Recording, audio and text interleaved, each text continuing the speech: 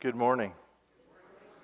I was supposed to be on vacation this week, and things didn't work out that way. And I had asked Becki Christian if she would share with us, share her story, her testimony, and she very graciously said she would. And after I realized I wasn't going to be on vacation, I thought, oh, this is fantastic. Becky's sharing, and I get to hear it. So Becki and Steve are dear, uh, just dear people, and we love them so much. I am grateful every day that they are part of Aloha Church of God. And I know that whatever the Lord has laid on Becky's heart will be powerful. And we are going to ask him to do with it what he will. And I'm praying that he will do with it what he will in my life. So would you please welcome Becki Christian? Please come share. Thank you.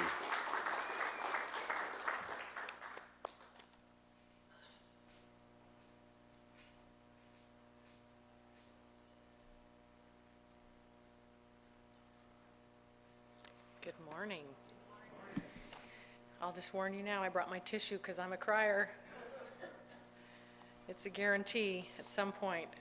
I even started to cry during Above All because I love that song so much. Thank you, Marva. Let's see. My goal is to not just read what I wrote and hopefully share a little bit in between, but if the nerves overcome me too much, I might just read what I have down. Okay. Good morning and happy Sunday. I am honored to be up here this morning as well as pretty nervous. Pastor Tim has asked me to share my story with you, and I have praying about this moment and what I would say for a while, and I'm just thankful that I could be up here now to share it and move on to the next thing, right? So on the way here, I was praying, no music in the car and praying, and I thought I'm going to start with the third step prayer from AA, because I'm an alcoholic and a drug addict. And so the third step is made a decision to turn our will and our lives over to the care of God as we understood him. It's already starting, I'm sorry. So I know this by heart, but I got my book just in case. Okay, but I have to probably close my eyes. God, I offer myself to thee to build with me and to do with me as thou wilt. Relieve me of the bondage of self that I may better do thy will. Take away my difficulties, that victory over them may bear witness to those I would help of thy power, thy love, and thy way of life. May I do thy will always. That is a prayer that I recite regularly, multiple times a day through my life. So, to begin, my story starts in Seattle, Washington, where I was born and lived until the age of 6. And I did want to inject in there, that is why I'm a huge Seahawks fan, everybody, because I was born there. Back when they were in their winning days, people would tell me, you're just a fair weather fan. I'm like, no, I'm a true person that was born in Seattle. So to get that out of the way. I lived there till the age of 6 because my parents divorced, and my mom moved my sister Annalie and I back to Salt Lake City to be close to my mom's parents and my mom's 4 sisters. So growing up, I was in Salt Lake City, and it was just myself and my sister Annalie and my mom. My dad remained in the Pacific Northwest in Seattle, and then he eventually moved to Portland. I can remember as a kid, my mom and her sisters would get together regularly, which was regularly. There was always alcohol at the center of all of these gatherings, and I can recall a time or two that I drank some of the leftover drinks when they were partying and they didn't know, and I really liked alcohol. I did not have a lot of supervision at these gatherings, but I did love when they all got together. My sister was 4 years older than me, and I always wanted to be with her and her friends, so I kind of like to say that I grew up a little bit quicker than most of the other kids my age because I was hanging out with people that were 4 years older. I can tell you I started drinking pretty regularly at the age of 12. While I was a good student and excelled in my grades and behavior, I continued through high school, partying a lot and experimenting with drugs and drinking regularly. It didn't ever occur to me that there was anything wrong with this, and I never really got into too much trouble until my senior year in high school, when I began to not really care as much about being a good daughter or getting good grades. I think my disease was progressing. I just wanted to party every day. In my senior year, that is what I did. I did graduate from high school, as I had been a good student up until senior year. I'd taken, AP classes, and I'd excelled in some of the extracurricular things like improv and drama, and I was active. But then about my senior year, something changed. When I was a senior, I only needed my English credit to graduate, so that was the only credit I got my senior year. Now, there was an expectation from my father that I go to college. So I enrolled into the University of Utah because he told me I had to, and went to classes for a few weeks. But classes did get in the way of my partying and my lifestyle that I had at that time. So I quit college. I am pretty sure that I never got any credits at the university. I just quit. I hung out with friends at this point, and both parents were pretty irritated with me. I did hold down various jobs from the age of 15 through high school, but I always connected with the other people at the jobs that partied like I did. So wherever I went, I had a group, and then we did the same things. I am a daily drinker and user of drugs at this point. When I was 19 years old, my dad sent me a letter and told me I had a half-brother. I'd heard, I think, from my mom. I know some of these things, I was sitting there wondering, how do I remember that? What is the fact behind me remembering these things? My father was married before he was married to my mother, and so my mom knew he had had a son. But he never said anything to me, ever. So I just knew this fact. So he sends me a letter because my father, was connecting with my brother. My brother didn't live too far away from me in Salt Lake City, like 2 miles away. So I reached out to my brother Brett at this time, and we hung out a lot. He was married, he had a little baby, and he owned a business called the Pet Cottage, which was dog training and grooming, which, if you know me very well, you know I love animals, especially dogs. So he said, come work for me and be a groomer. I thought, great, and I got along really well with his wife because we had the same interests, drugs and alcohol. So I can't remember how long I did that for, but not very long because Cindy and I were getting in a lot of trouble with Brett. So I think I ended up in wanting to keep my relationship with my brother. I went and I found a job full-time with the phone company AT&T because my mom worked for the phone company, so I ended up getting a full-time job. And my life becomes consumed by my addiction and alcoholism. When my sister Annalee still lived here in Portland, not still, she'd moved back to Portland after being in Salt Lake for a period, so she moved up here to be around my dad in like 1989. So this was 1994.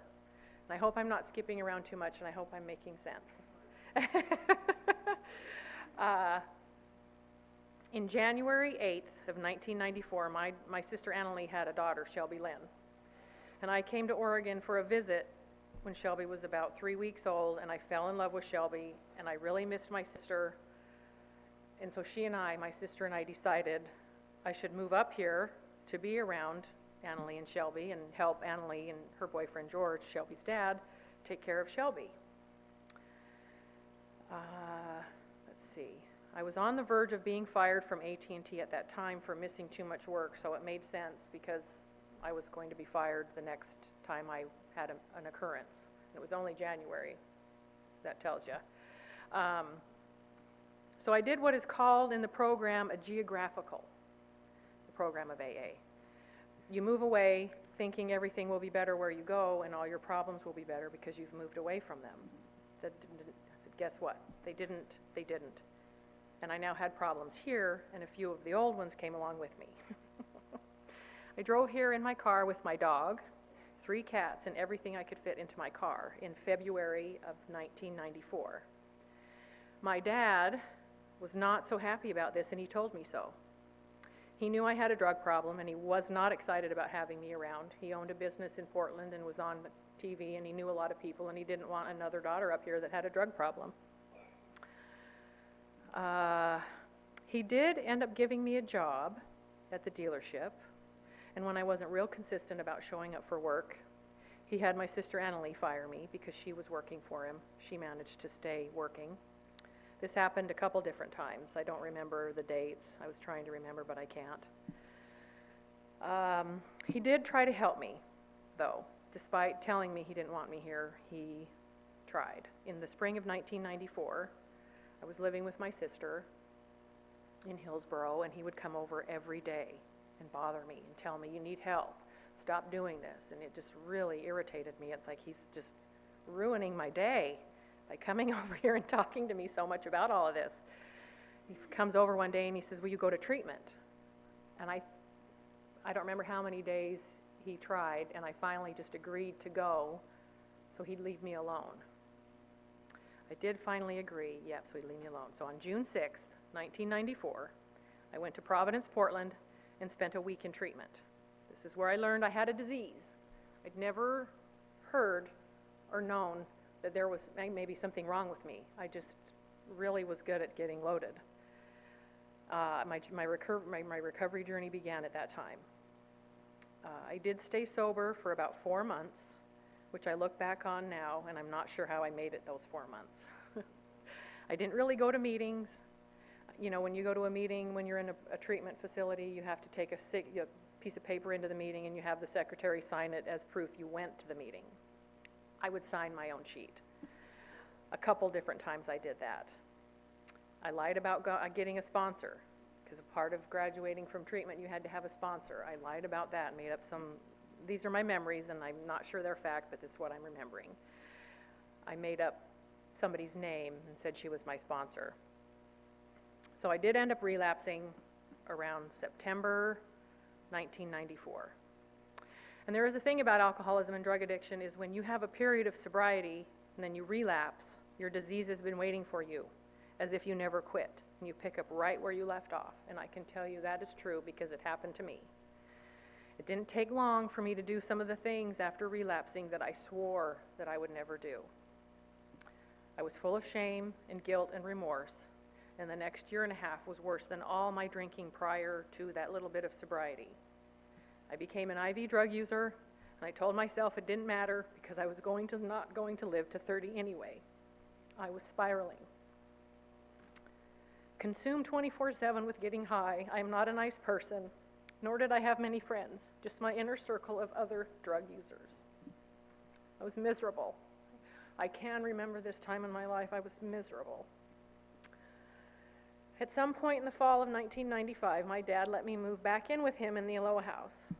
He was getting divorced, and part of the issue before was his wife at the time didn't want me around, and she wanted to change the locks to the house because I'd had a key. So he was getting divorced, and I think he was trying to help me again. I can remember clearly a day in the basement of the house. My dad was in the office, and my drugs were in the bedroom at the other end of the house. And I can tell you that this is a moment of clarity. I would say I was at the jumping off place, which the jumping off place is from page 152 in the big book of Alcoholics Anonymous, and I wrote it to fit me. She cannot picture life without alcohol and drugs. Someday she will be unable to imagine life either with drugs and alcohol or without it. Then she will know loneliness, such as few do. She will be at the jumping off place. She will wish for the end. And I can remember still to this day, standing in that hallway of that basement in that moment of clarity. I can tell you I did continue using drugs and alcohol for a period. I don't know for how long. A few days or weeks later from this time, I'm not really sure, again, the dates, I don't know. There was an incident at my dad's house in Aloha while he was away, and I lived there. My sister had come over with Shelby, and something happened with Shelby's dad knowing we were over there. using drugs in the basement, and Shelby was there, and so he called the police. So when my dad returned from where he'd left town on a vacation, and I told him what had happened, because at this point I'm at least telling him the truth. He told me I had to leave. He said, I can't help you anymore. You have to move. I can't have you living here. So faced with pretty much homelessness, because there weren't a lot of people out there that were going to take me in, nor did they want to, I surrendered and began an outpatient treatment at St. Vincent's. My dad and Steve, my husband, who was my boyfriend at the time, went to the family program with me, and I worked at what they told me to do, and I stayed clean. One of the turning points in my recovery and in that time at outpatient was the counselor asked me, what does my higher power look like? And I never really thought about it, because I didn't have one. I'd always been my own higher power. Look how well my life was going.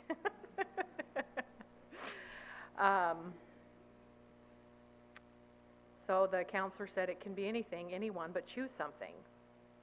That day, I remember that day in the room, like it was an office room or something, a window in my mind opened to deciding to believe in a higher power. I had made a decision. So that kind of goes back to what I first shared with you about the third step prayer, made a decision to turn our will and our lives over to the care of God as we understood him. I can remember that time, and I didn't write anything down, but it's when I did the third step. To share with you where I got my concept of a higher power, I can't remember a time I ever believed in God growing up. Nobody ever told me to pray or God or anything.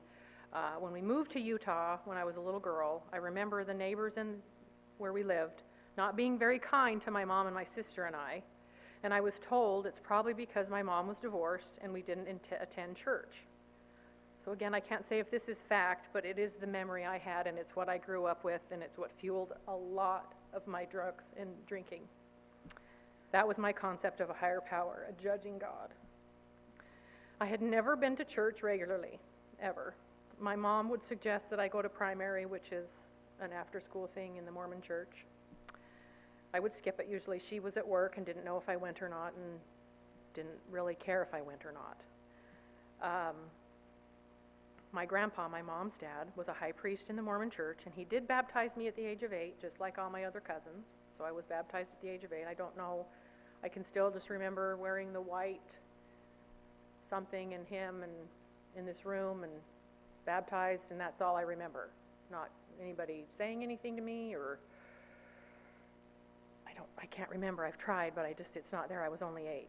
So I was considered a Mormon, but wasn't exposed to church really, and really didn't know, and this is the truth, that Easter was about the resurrection until my kids started coming to preschool here.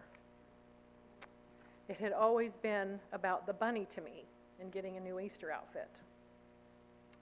So I am proud and happy to tell you that I haven't had a drink or a drug since March 24th, 1996.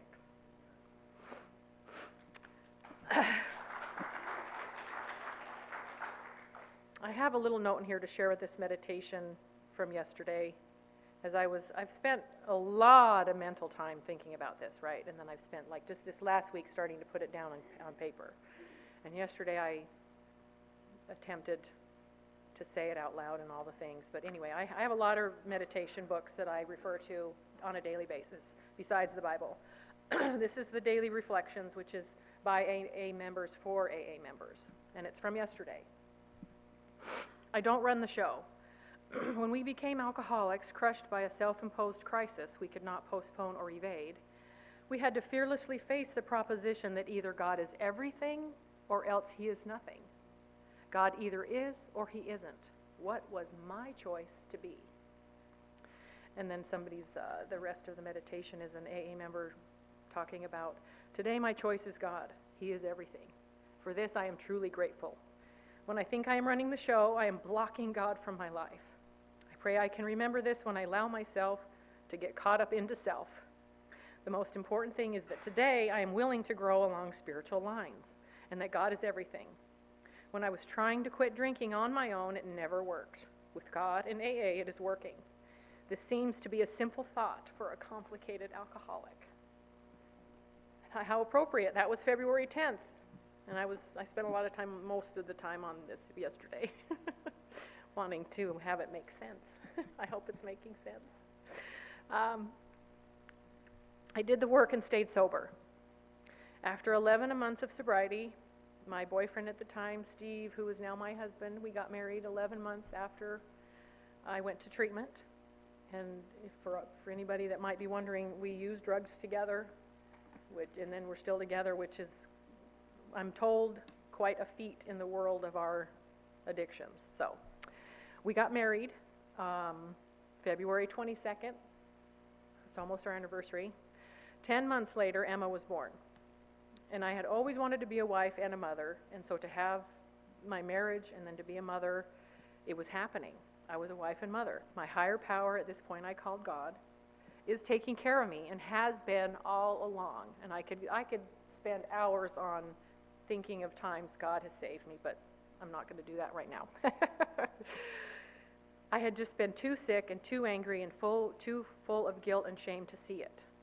Now, it did take me about 5 years in the program of Alcoholics Anonymous to finally ask a woman to be my sponsor. And at that time, I worked the steps with her, and she is still my sponsor today. So since 2001, I've had KJ as my sponsor, and she's amazing. My seeking of God continued. Emma began preschool here at this church, it was called Agape Christian Preschool. Beth Robertson was her teacher. She was 3. She would come home with questions about Jesus, and they would give them artwork and little work things that they worked on, and Emma would bring them home and talk about Jesus, and I don't know. I don't know what to tell her. And then Opal started preschool the next year, so I have Emma in the 4's class and Opal in Beth 3's class. Both girls have questions about Jesus and the Bible, and I don't know. Not to tell Steve's story, but he grew up in the church, so I think maybe he tried to help. I'm not sure. So Steve and I decided to come to church here to see what we thought. That was September of 2002. And other than a few years between 2013 and 16, when I, for whatever reason, thought there might be something better out there, there wasn't. And we came back, thanks to Pastor Tim telling me he loved me that day in the kitchen in Aloha at Emma's graduation party.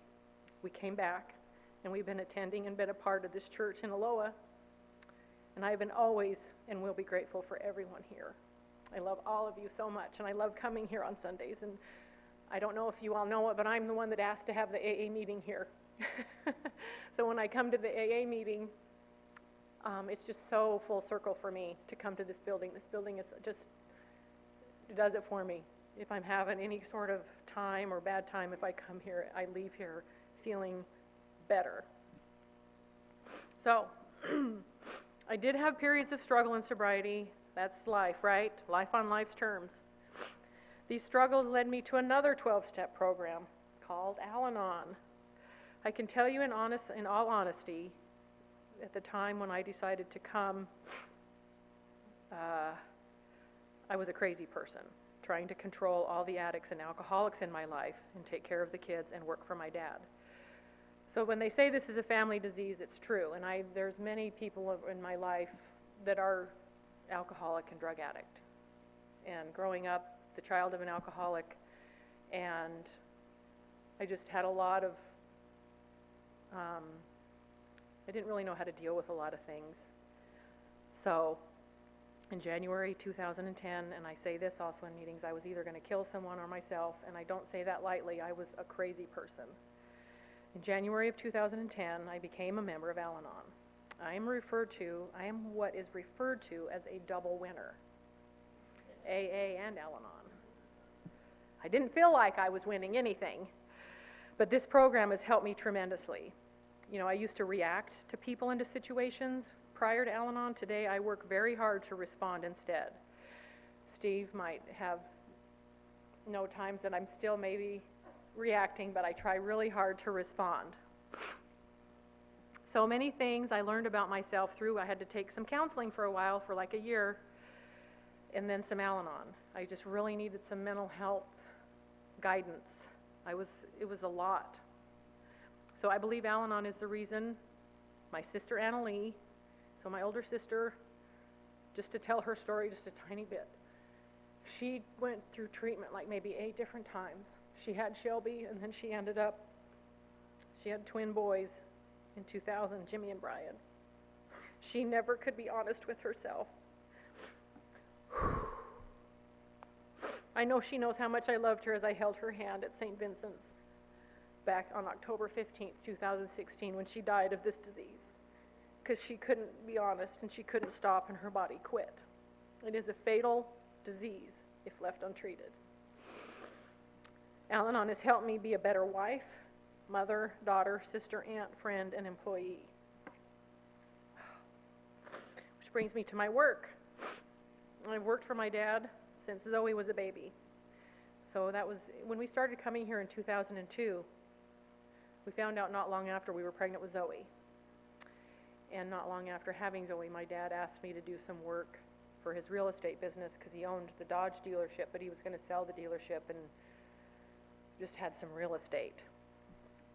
So, let's see what I said about that. He must have seen in me something I didn't, so under his training, he taught me how to run his businesses over a long time, which I really enjoy and am thankful for. So I worked for him for a good 20 years. And then he passed away June 14th, 2022. I was devastated. It's been a really hard time since he died. I mean, life's good, right? I don't want it to sound like I just sit around and cry all day. It's just been more work. More work on me.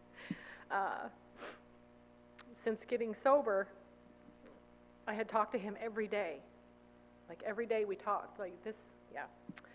We had done so much together and then he was gone. This last year and a half has been hard. I've had to lean into God and the memory of my dad. Prior to my dad passing away, he created a nonprofit foundation and he put his assets in it and left myself and his wife Leslie in charge of the properties, which ultimately came down to me being managing member of the real estate business. Me, I wrote exclamation point. The daughter he didn't want to move here so long ago. And the daughter he fired from his dealership twice. Me. I put a lot of pressure on myself to continue to run the businesses as he would want. And I really hope he's proud of me today. So that brings me to today. I'm an active member of Alcoholics Anonymous and Al-Anon. And just to share a little bit, I did try NA, which is Narcotics Anonymous, but I found my journey began with alcohol and ended with alcohol. So I feel good in Alcoholics Anonymous and Al-Anon. I have a sponsor, Kay, and I sponsor women in both programs today. I help women through AA and Al-Anon through the steps in the big book and the book of Al-Anon. I'm very busy with work.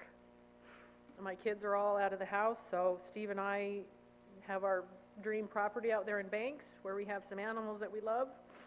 3 dogs, 3 cats, and 6 chickens, and if we have our way, there might be some hooved animals in the near future. Last June, the newest title I'm so grateful for is I became a grandma. When our daughter Emma gave birth to our first grandchild, Lucas Ray.